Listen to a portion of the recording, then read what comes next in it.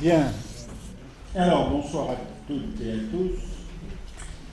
Merci d'être là nombreux pour la dernière séance de cette année, bien sûr, du séminaire Psychanalyse, Art, Littérature, Babylone.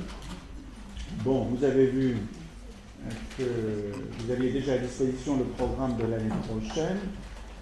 Je vous invite évidemment, si le cœur vous en dit, si vous en avez la disponibilité, à venir nous voir l'année prochaine, puisqu'il y a du beau monde, même si nous finissons aujourd'hui en beauté, bien sûr. On va présenter l'intervenante, mais l'année prochaine, Silke Schauder et Botticelli, Bernard Chouvier, qui nous vient de Lyon, et Fernando Pessoa, le peintre et sculpteur Gérard Garouste, lui-même, pour un séminaire exceptionnel, puisque c'est bon aussi d'avoir des artistes, pas simplement des artistes rentrés, pas tous d'ailleurs, mais bon, qui commentent les œuvres des autres. Gérard Garouste sera avec nous le 1er février. Alexandre Morel, vous ne le connaissez pas forcément, c'est un jeune, mais il gagne à être connu, vous verrez, évidemment. La valeur n'attend pas le nombre des années. Et puis Jean Echenoz, un peu de littérature contemporaine, comme on dit. Jean Echenoz qui nous parle évidemment beaucoup en psychiatrie, enfin ceux qui l'ont lu le savent. Serge Boimard, si vous ne le connaissez pas, vous devez venir le découvrir. C'est celui qui a permis l'apprentissage de la lecture dans des ateliers de lecture et d'écriture à un nombre considérable de gens. C'est celui qui a fait aimer la lecture à des gens qui n'étaient pas nés sous les meilleurs auspices pour pouvoir appréhender la lecture en leur faisant connaître l'Odyssée à sa manière. Donc mythe et mythologie, Héraclès, bon, Bernard Goethe, que vous connaissez évidemment, autour de Picasso et de Lenin. Voilà pour le programme de l'année prochaine qui, vous l'avez vu, a quelques trous. C'est parce qu'il y a aussi d'autres colloques que l'Institut Mutualisme Montsouris va organiser, y compris autour d'un des aspects du sujet qui va être développé ce soir. Il y a un colloque co-organisé avec une université à Tel Aviv et qui s'appellera Mémoire et écriture, mais c'est un peu tôt.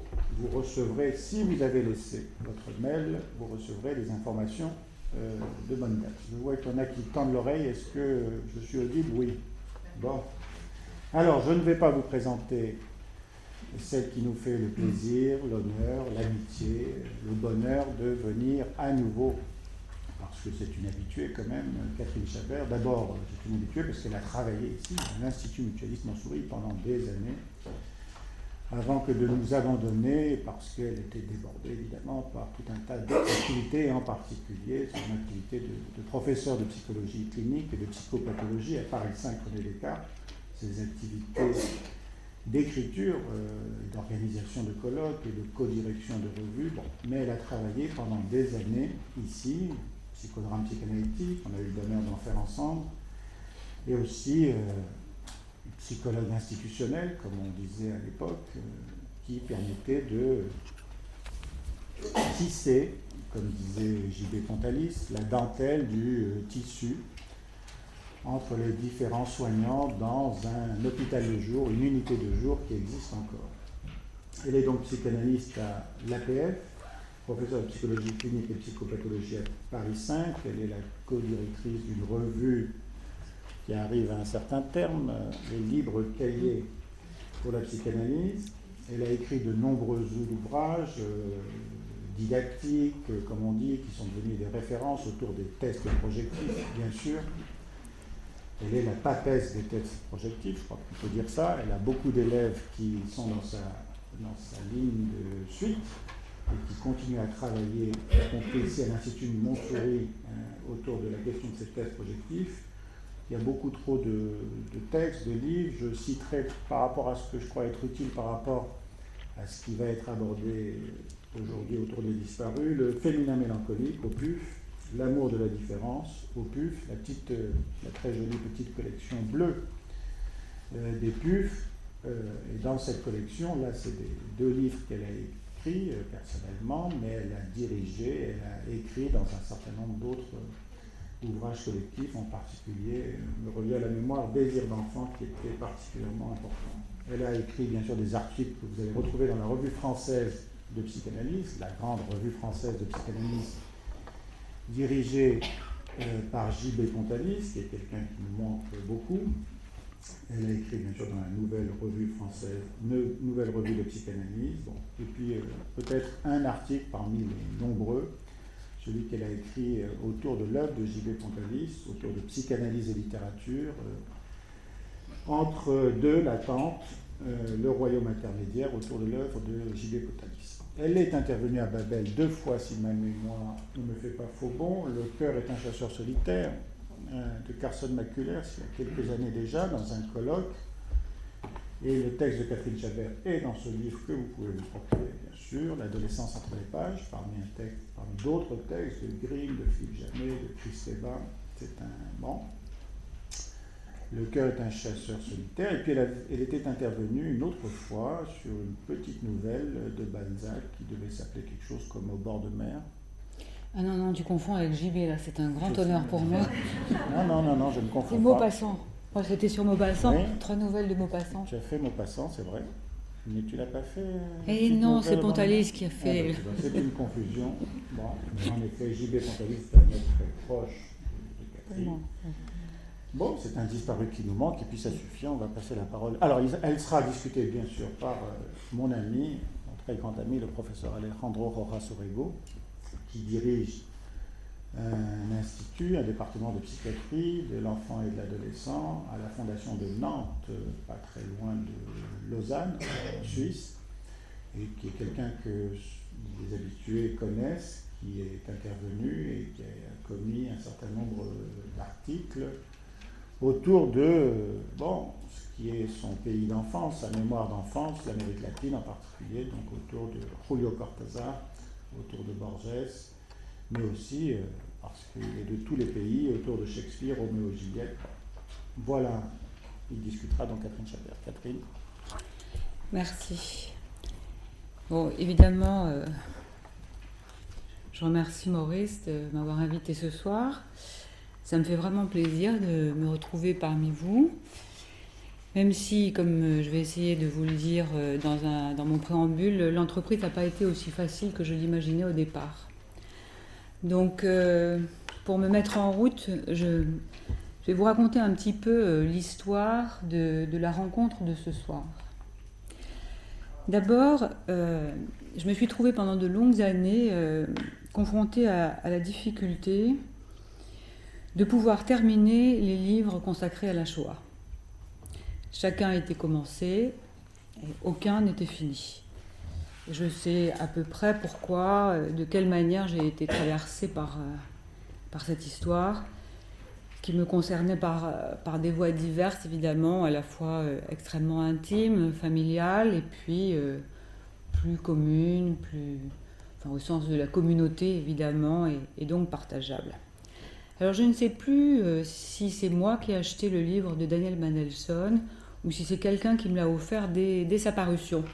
Mais ce que je sais très précisément, c'est que je l'ai emporté au printemps 2007 pendant une très courte semaine de vacances à Chypre et que pour ces vacances-là, c'est le seul livre que j'ai apporté avec moi, avec le projet très ferme que ce livre-là, je le lirai jusqu'au bout.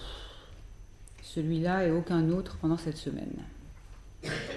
Et si je l'ai terminé en 5 jours, ce n'est pas seulement parce que je n'avais rien à lire, d'autres, mais c'est aussi qu'en dépit de la connaissance consciente du destin de ces disparus, est resté sans cesse animé pour moi, de manière haletante parfois, le suspense, c'est-à-dire le suspens, et comme l'espoir insensé d'un autre dénouement. Je ne sais pas si vous avez été pris par le même mouvement. C'est peut-être que je ne renonce pas à l'espoir.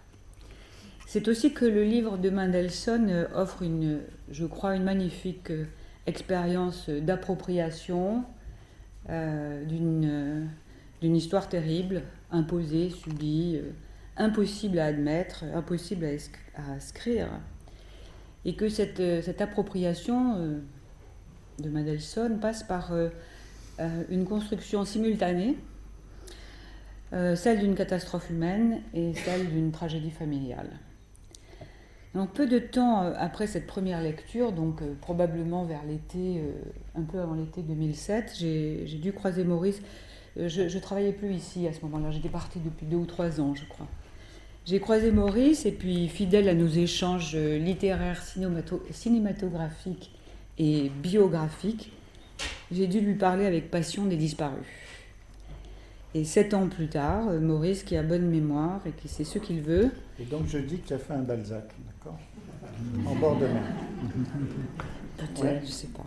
Peut-être, on verra, on vérifiera. Donc, il a bonne mémoire et il sait ce qu'il veut. Hein. Il m'a demandé de venir à Babel très précisément pour parler des disparus. C'était donc une sorte de commande, ou plutôt un commandement au sens freudien du terme, un ordre intérieur auquel je ne saurais déroger. Et voilà comment je me retrouve avec vous ce soir, à la fois émue et embarrassée, car cette entreprise s'est avérée, c'est à nul autre pareil. Alors je n'ai pas pu écrire une conférence au sens, préparer une conférence au sens propre et habituel du terme, surtout pas une conférence seulement de psychanalyse. Et finalement, mon exposé va relever d'une autre forme, assez difficile à définir, en tous les cas de manière académique ou canonique. C'est-à-dire, je vais essayer d'articuler les effets du livre, la lecture d'un certain nombre de fragments, relativement nombreux, parce qu'il m'est apparu que la lecture à voix haute s'imposait, si on voulait s'approcher de l'auteur, que ce n'était pas possible de faire des commentaires, qu'il disait tellement les choses que, bon, évidemment, je ne vais pas vous faire la lecture de passages concernant tout le livre, mais voilà, j'ai pris ce parti-là, peut-être en hommage à Mendelssohn, peut-être en hommage aussi à l'entreprise dans laquelle il s'est engagé et à laquelle il nous fait participer. Peut-être aussi parce que je me suis retrouvée en assez grande intimité avec lui en ce qui concernait la manière. J'ai été très prise, très touchée et même plus que ça, assez emballée même par sa manière d'écrire. Et puis bon, je vais dégager quelques motifs qui me paraissent, qui m'ont retenu, qui ont pris du sens pour moi au fil des lectures. Je l'ai lu plusieurs fois, mais pas si souvent que ça.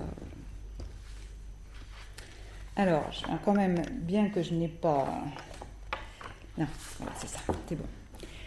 Alors, je voudrais vous dire aussi quelques mots sur l'écriture. Bon, j'imagine que vous l'avez lu et chacun se fait son impression et son avis. Alors, c'est vrai qu'on a pu comparer le style de Daniel Mendelssohn à celui de Proust à cause de la longueur de ses phrases.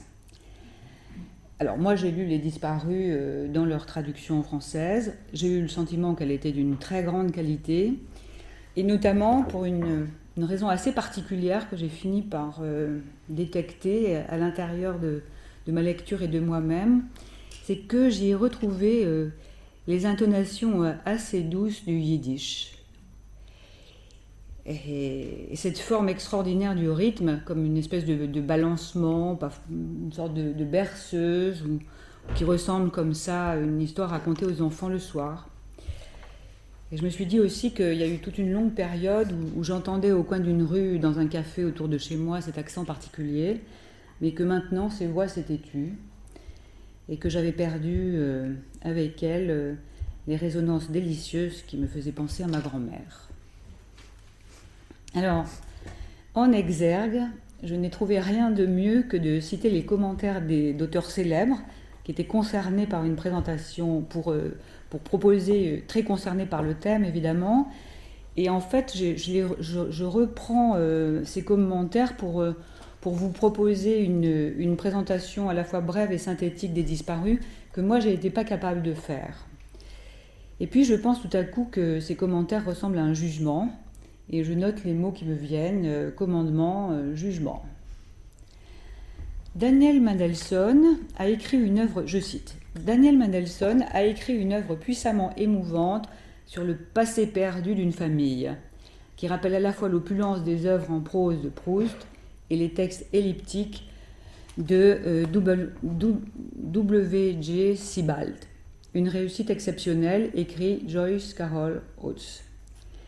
Les Disparus est une bouleversante enquête de détective à part entière, doublée d'un questionnement sur les interventions énigmatiques de Dieu dans les affaires humaines et approfondie par une réflexion sur la part d'inéluctable et d'incompréhensible que le hasard introduit dans l'histoire. Ça, c'est Coetzee. Entre épopée et intimité, méditation et suspense, tragédie et hilarité, Les Disparus est un livre merveilleux. Jonathan Safran Foer. Et enfin, Mendelssohn réussit à assembler un tableau immensément humain dans lequel chaque témoin a un visage et chaque visage une histoire et un destin. Elie Wiesel.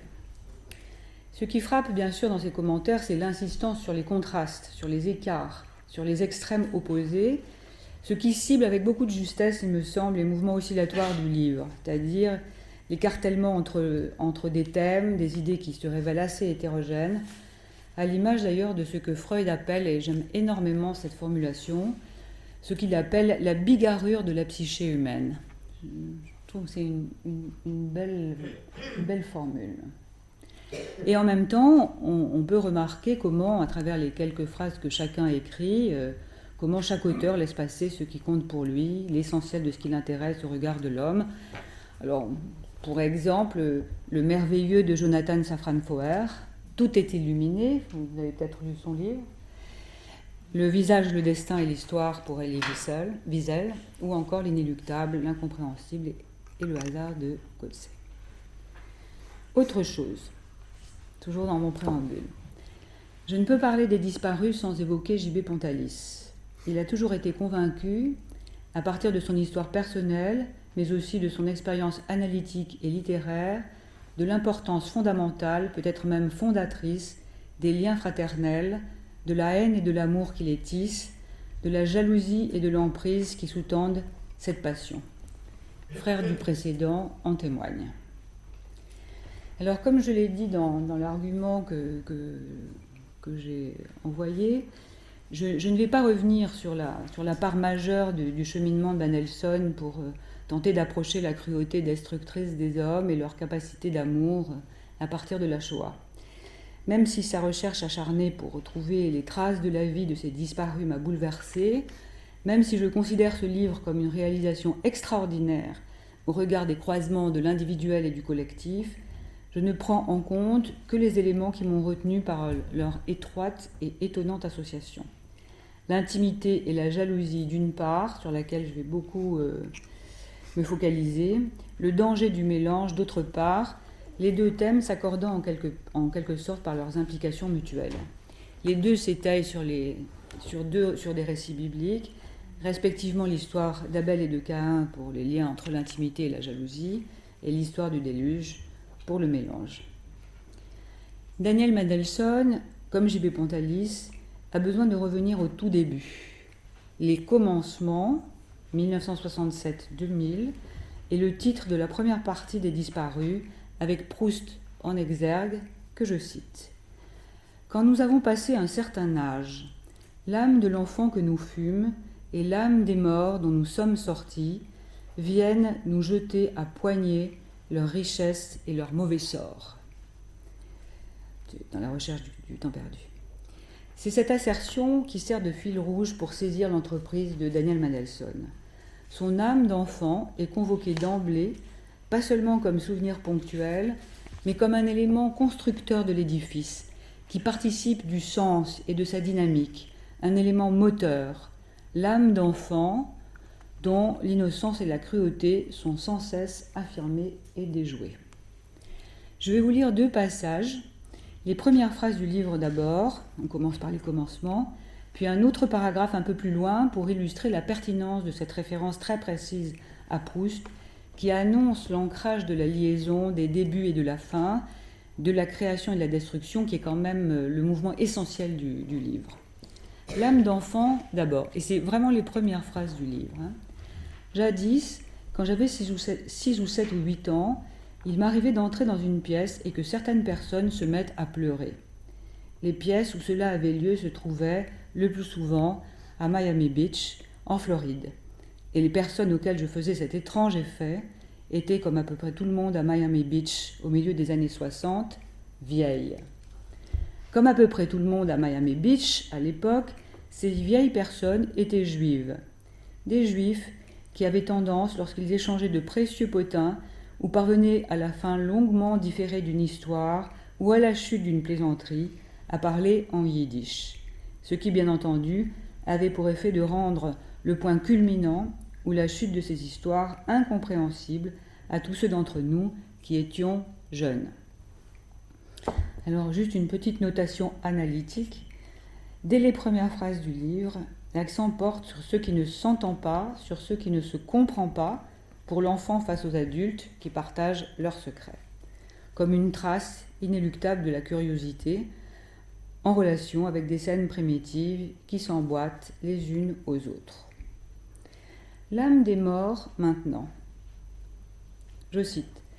« Prends ça et garde-le pour Marlène jusqu'à ce que je sorte », avait ordonné la mère de ma mère, que nous appelions Nana, à mon autre grand-mère, en lui tendant un petit sac en cuir rouge contenant un billet de 20$ tout fripé, un jour de février 1965, juste avant qu'il la pousse dans une salle d'opération.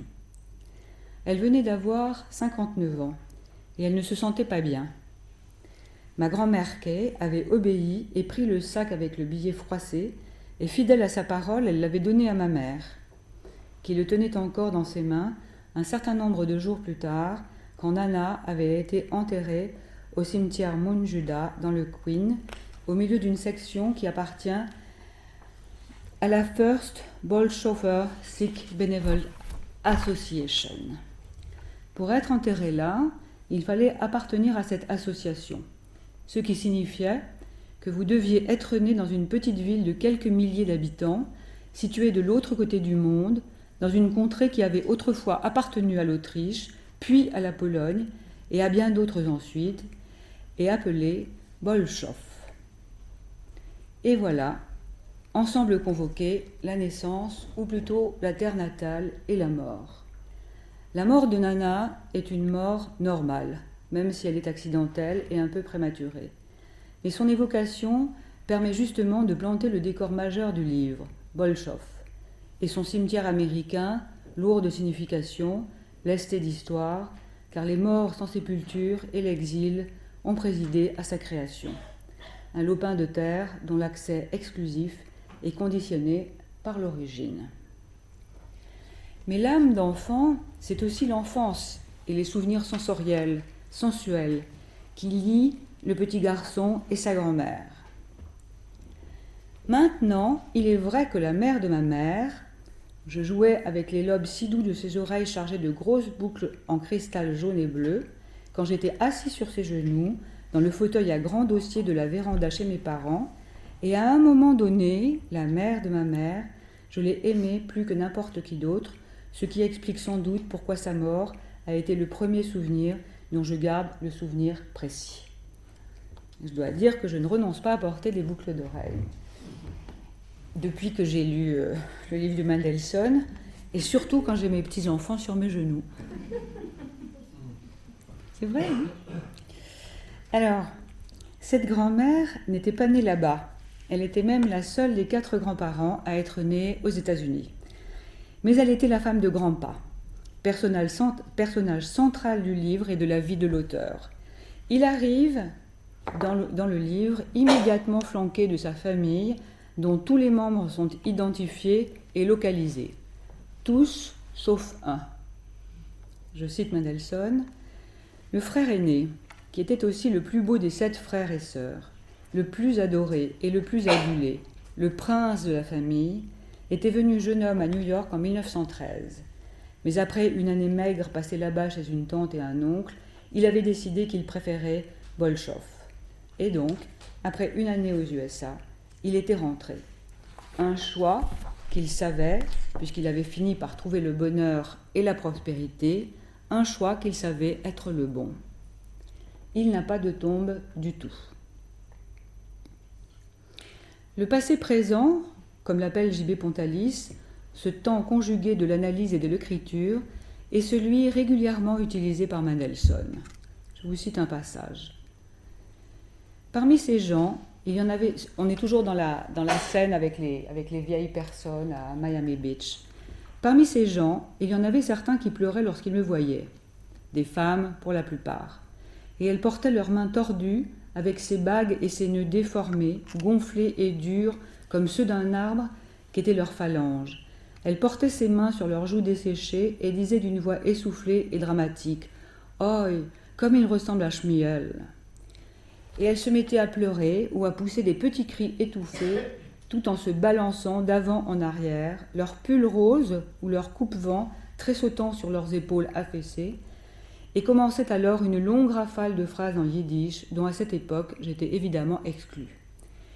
De ce Shmuel, bien entendu, je savais quelque chose.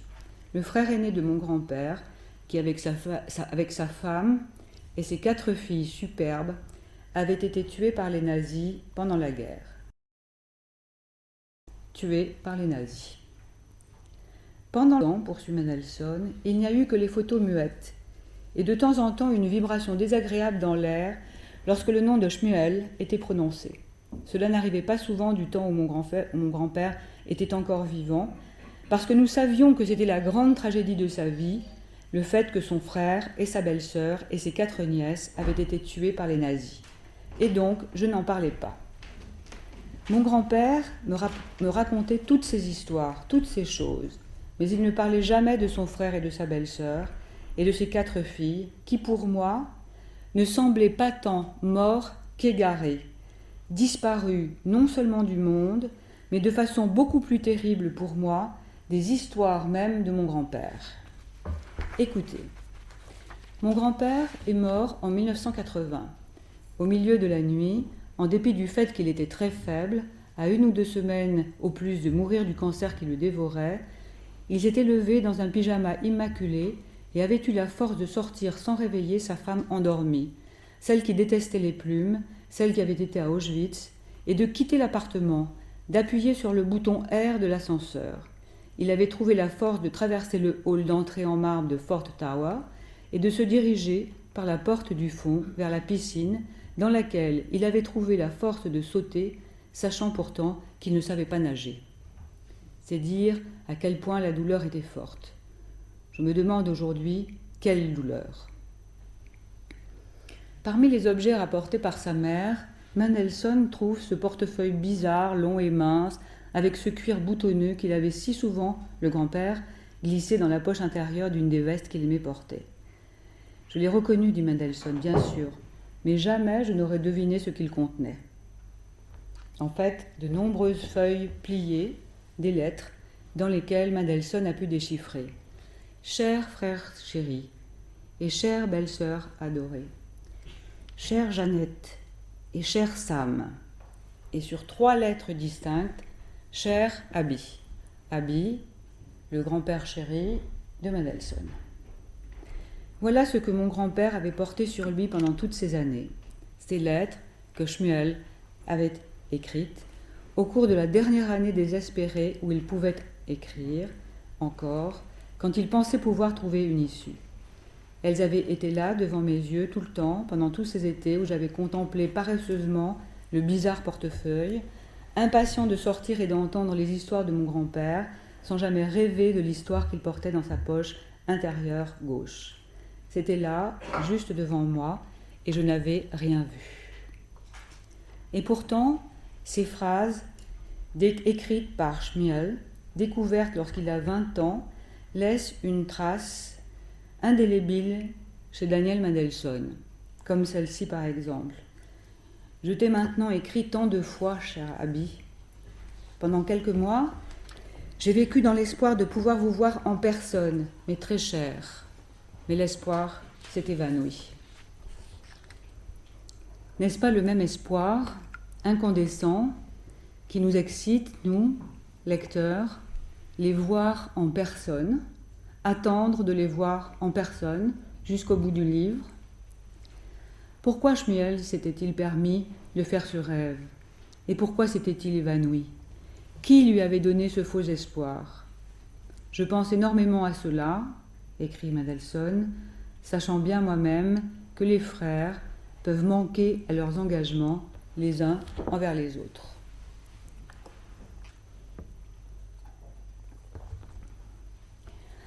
Alors, je vous propose maintenant un petit détour pour tenter de penser le motif que j'ai retenu ce soir, la jalousie et la haine fraternelle. Je reviens à Freud, un peu comme Mendelssohn revient à l'exégèse des textes bibliques, quand les représentations, quand les images surtout, et quand les mots qui le disent frôlent l'insupportable. Pour ce faire, il me faut commencer par le suicide du grand-père et par le questionnement de Daniel Mendelssohn, qui, à mon avis, ressemble à une forme de construction mélancolique. En se suicidant, le grand-père se serait laissé emporter par ses objets morts, son frère et sa famille, sa femme et ses 4 filles superbes, tués par les nazis. Le mouvement mélancolique convoque une logique narcissique, toujours engagée dans des modalités d'investissement d'objets peu résistantes, on s'en souvient, répétées par la force du même, voire de l'identique, et par la recherche constante de points de reconnaissance, d'images qui sont impérativement spéculaires. Que celle-ci soit tragiquement marquée par le négatif, l'auto-accusation et l'excès de douleur ne doit pas nous détourner par une illusion romantique de sa valence hautement destructrice. Visant le moi, certes, mais tout autant l'objet auquel il s'identifie. À cet égard, la question reste ouverte. Lorsque le moi mélancolique se confond ou se laisse emporter par son objet mort, il est bien difficile de se saisir de l'actif et du passif, du criminel ou de la victime. Qui est l'agent du meurtre ? L'énigme reste entière, et Freud lui-même nous entraîne dans des voies divergentes. Le moi est écrasé par l'objet, et en même temps, il est susceptible de triompher de lui par la vivacité potentielle des soubassements maniaques de la mélancolie. Peut-être qu'on reprendra ça dans la discussion d'ailleurs. La construction mélancolique de la mort du grand-père, emportée par une possible identification à son frère mort, celui dont il ne fallait jamais parler, peut-être parce qu'il était interdit de le représenter. Cette construction, donc, est la construction de Mendelssohn, bien sûr. Elle est cependant la pièce maîtresse du livre. Livré dès le début, le suicide du grand-père est la source latente de toute l'organisation de l'écriture autour du frère, aimé et haï, mort et omniprésent. L'œil était dans la tombe et regardait Caïn. Dans l'étude de la mélancolie telle que Freud l'a construite dans ces 2 temps, en 1915, dans Deuil et mélancolie, et comme après coup en 1923, dans Le moi et le ça, on peut souligner le refus de la passivité que le processus condense. L'abandon de l'objet se substitue à sa perte. Une action, celle du désinvestissement, détourne ou retourne la situation où le moi perd son objet et devrait se soumettre à sa disparition. La perte devrait affecter le moi, qui se trouvera transformé par un travail de deuil, mais elle peut être traitée autrement. Si le deuil implique acceptation, soumission et donc impuissance relative face à sa nécessité, la mélancolie en offre une tentative de maîtrise. Abandonner plutôt que de perdre, afin que se maintienne la croyance dans la puissance du moi sur l'objet, reflet de la puissance de l'objet sur le moi. C'est là que perdure la violence du même, le déni de l'écart, de la dissymétrie et de la différence. La logique de la mélancolie est une logique de mélange. Elle se situe lorsqu'elle s'emporte au-delà des stratégies narcissiques qui s'efforcent autant que possible de protéger les frontières du moi. Dans cette perspective, le renversement de la passivité en activité constitue une ultime tentative de rétablissement narcissique puisqu'il permute les places respectives de celui qui part et de celui qui perd. Le suicide amène une autre dimension, même s'il est malheureusement relativement courant dans la mélancolie. Le meurtre de soi comprend le meurtre de l'autre. Mais cette construction, consolante pour les survivants, parce qu'elle dénonce l'agressivité destructrice du suicide mélancolique, contient une dimension supplémentaire qui complique l'affaire. Dans la stratégie mélancolique, la masse portée par l'identification narcissique devient envahissante et pousse à la dédifférenciation, si bien qu'il devient difficile de savoir lequel des deux emporte l'autre dans la mort, lequel des deux s'identifie activement à l'objet mort. C'est bien l'énigme du suicide du grand-père. Il se tue parce qu'il ne peut pas être emporté par la maladie. Il se tue pour se punir de sa faute envers son frère, pour annuler, pour payer tragiquement quel crime ? Ce qu'il nous faut retenir, c'est que ce commencement-là contient le noyau de la démarche, car du crime familial partent tous les faisceaux, tous les réseaux qui très vite relient les faits aux événements, le drame familial et la tragédie humaine, dans un emboîtement étonnant, sans cesse renouvelé, par vagues successives qui reviennent et repartent indéfiniment.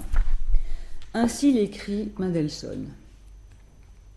Je pense qu'il n'y a que lui qui peut le dire. Enfin, je veux dire, on ne peut pas le dire à sa place, quoi. Même si on peut s'identifier à lui. Je pense à mon grand-père et à Shmuel. Et je me demande encore, une fois, ce qui a pu se passer entre eux. Quelle bouffée d'émotions méconnues et méconnaissables qui m'a poussé un jour à casser le bras de mon frère, a conduit mon grand-père à quelque chose de bien pire, quelque chose dont j'ai commencé à me préoccuper seulement après avoir découvert les lettres de Shmuel.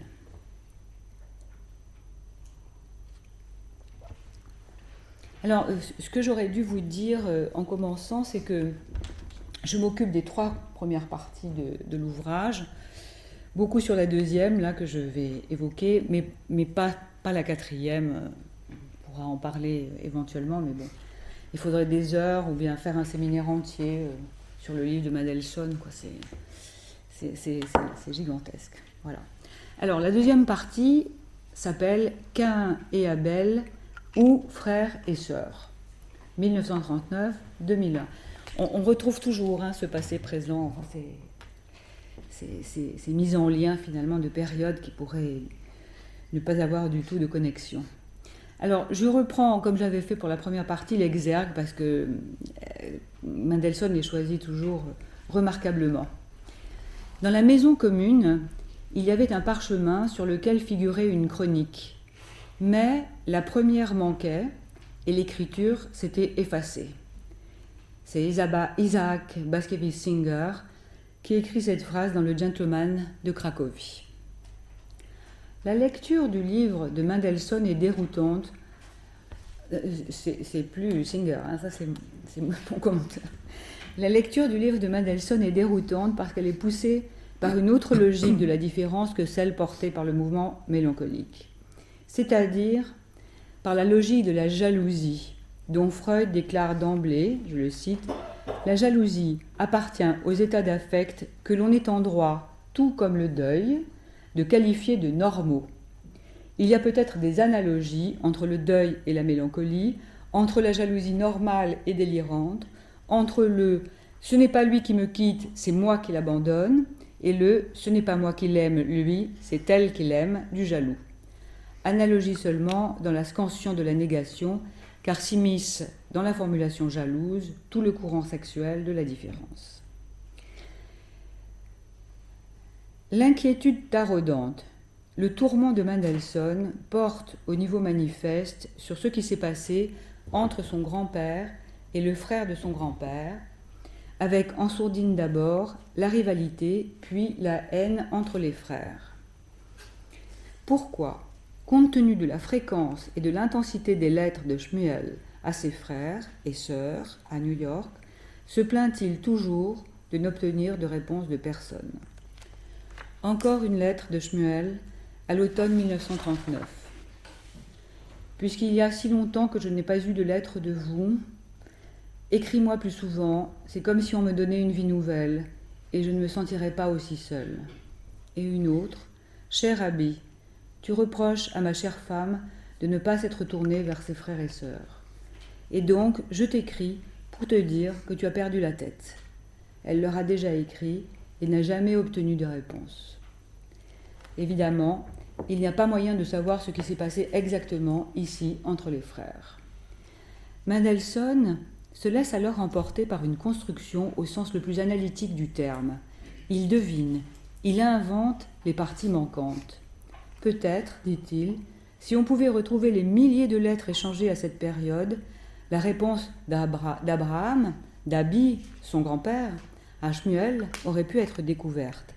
Il aurait pu écrire à son frère, dit Mendelssohn, « Cher frère, nous avons épuisé toutes les possibilités ici, mais nous ne pouvons pas réunir la somme à laquelle tu faisais référence. » Esther a-t-elle essayé d'écrire à ses frères et sœurs aux États-Unis ? Dans un chapitre intitulé « Le son du sang de ton frère », Daniel Mendelssohn avance une réflexion absolument magnifique sur l'intimité de la proximité familiale et ses effets. Ceux qui ont grandi au-dedans d'une famille se sentiront, parce qu'ils ont partagé le même espace, le même intérieur, plus proches et plus intimes. Mais en même temps, et l'expérience le prouve, ils chercheront toujours plus d'espace.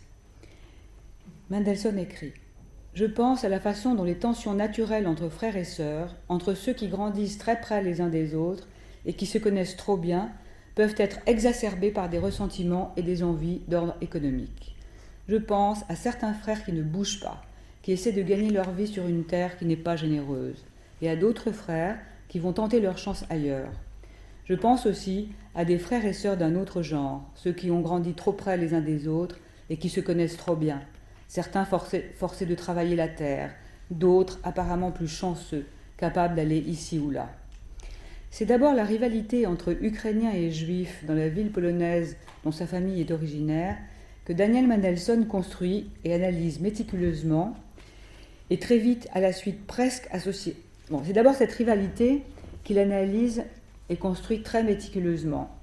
Et très vite à la suite, presque de manière associative pour une écoute analytique, il évoque sa jalousie féroce contre son puîné, Matt, pour sa blondeur et ses yeux bleus, pour son goût du sport et ses copains d'école, pour son second prénom, et surtout pour le fait qu'il soit venu si vite après lui. Et comment, il n'en est toujours pas remis, il lui a cassé le bras au cours d'une simple bagarre.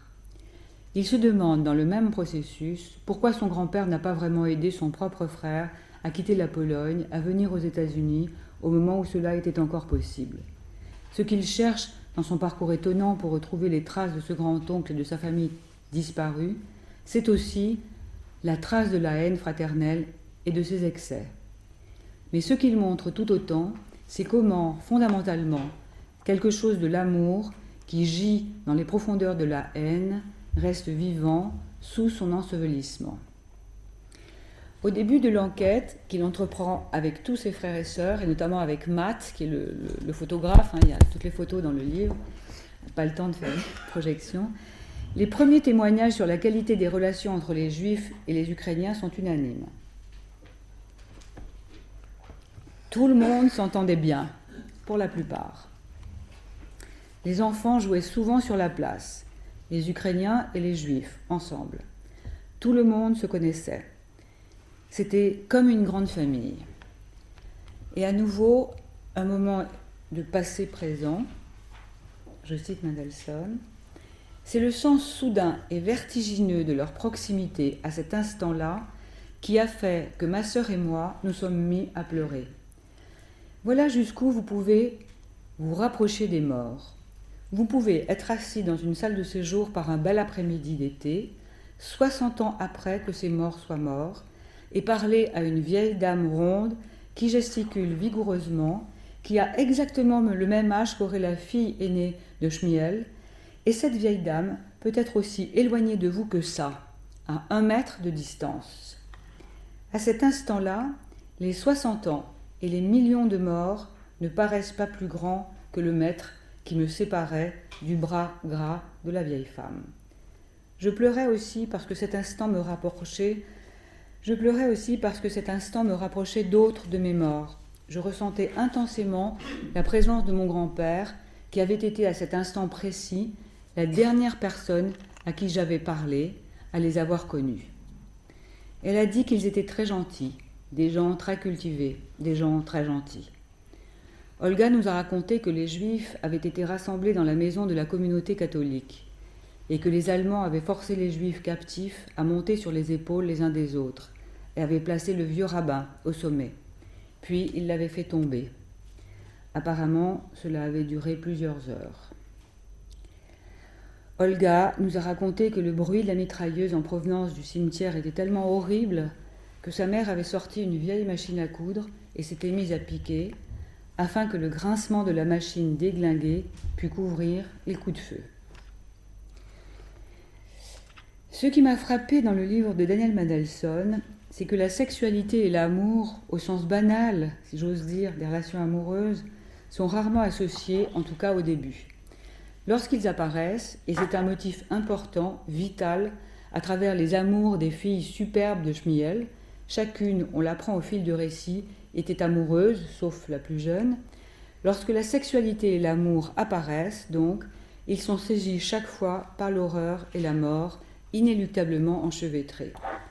L'histoire de Jack Green, qui est un survivant, et de l'une des 4 filles de Schmiel est totalement bouleversante parce que se côtoient dans le même chapitre et dans l'entrelacement des mots l'histoire de ce jeune homme survivant, Jack, et d'une jeune fille, Rukele, qui sortaient ensemble.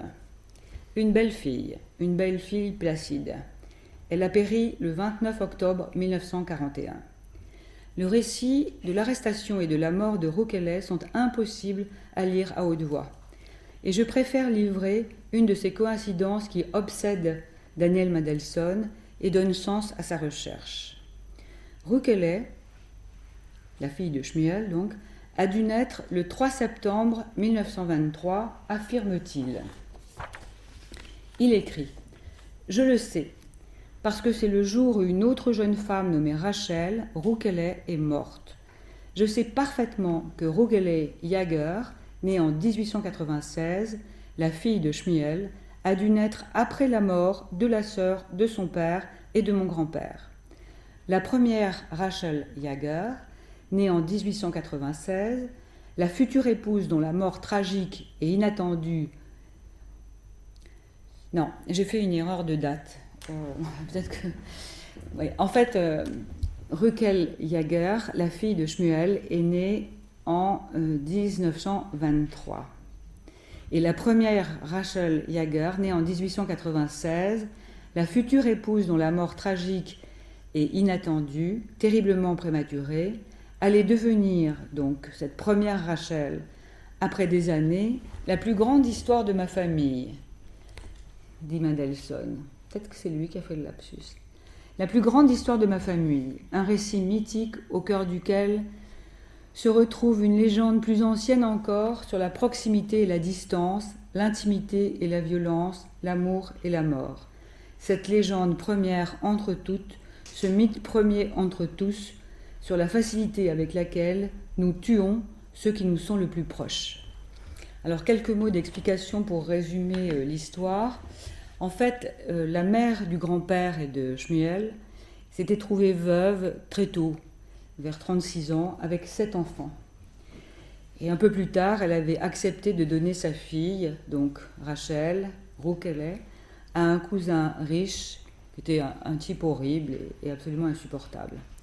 Et la jeune fille était morte 1 semaine avant le mariage. Ensuite, la mère avait donné l'autre fille, qui avait résisté quelque temps et puis qui était morte aussi vers 35 ans. Et la question obsédante revient. Quel frère la question que pose Mandelson, quel frère est capable de donner sa sœur, de la vendre à pareille engeance? Le péché entre les frères et sœurs était déjà là dans la famille de Mandelson, qui dit que c'est un thème récurrent du passé, greffé désormais sur le futur. Et voilà une autre coïncidence. Le 11 août 2002, presque 1 an jour pour jour après notre arrivée à Bolchov, et précisément 60 ans après la mise en marche du mécanisme qui allait détruire le frère de mon grand-père et sa famille, ma sœur, la seule sœur de Mandelson, ma sœur Jennifer, s'est mariée. Elle est la seule de nous 5 à avoir épousé un juif. C'est, bien entendu, une pure coïncidence, poétique néanmoins, qui n'aurait pas pu être plus artistique si on l'avait inventé ou créé comme un symbole pour la fiction qu'on est en train d'écrire. Donc, c'est bien entendu une pure coïncidence que le nom de famille de l'homme qu'elle a épousé soit Abel. Si l'amour et la sexualité existent, si l'un et l'autre sont régulièrement présents dans le récit, ils passent comme au second plan, avec, comme si c'était le plus important, le plus décisif de la condition humaine, la jalousie fraternelle, qui constitue tout autant le socle d'ailleurs de la jalousie amoureuse, dans la mesure où son objet est un objet d'amour, même s'il est massivement investi narcissiquement. Et je me demande alors, quelle part narcissique, quelle proximité extrême, quelle intimité dérangeante concourt à la fomentation et à l'éclosion de cette jalousie, lorsqu'elle se répète par l'effacement de la différence, de ce que l'autre pourrait avoir et que je n'ai pas, de ce qu'il est et que je ne suis pas, tout ce que je n'ai pas, que je ne suis pas, et qui fait de lui le préféré. Ça, c'est la question que je me demande, que je me pose. Le mélange d'un côté, le différent de l'autre, les configurations qu'ils sont susceptibles de construire traduisent, c'est mon hypothèse, la seule, deux positions psychiques à la fois antagonistes et complémentaires. Le mélange et la disparition incarnent le mouvement mélancolique. La jalousie et la passion, celui de la projection. L'un vise la dédifférenciation et le rabattement narcissique. L'autre, la séparation et la distinction moi-objet, conformément à l'idée freudienne selon laquelle l'objet naît dans la haine. Sauf que, lorsque celle-ci se déchaîne et bascule dans la destructivité, alors l'autre devient l'ennemi, le persécuteur, celui qu'il faut supprimer à tout prix.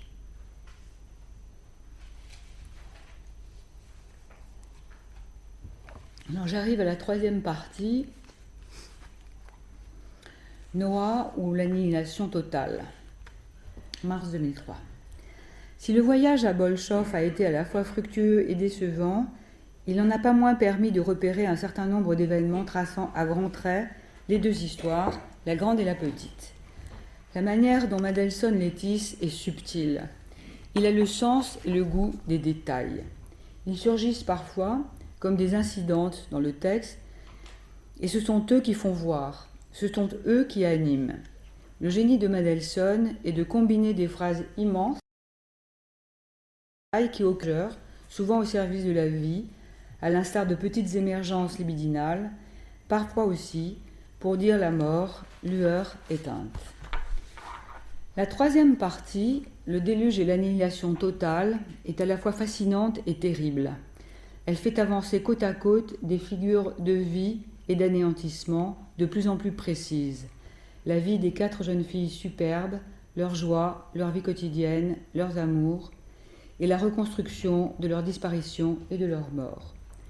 Ce compagnonnage, qui suscite un ample mouvement d'attraction et d'effroi, est difficile à transmettre.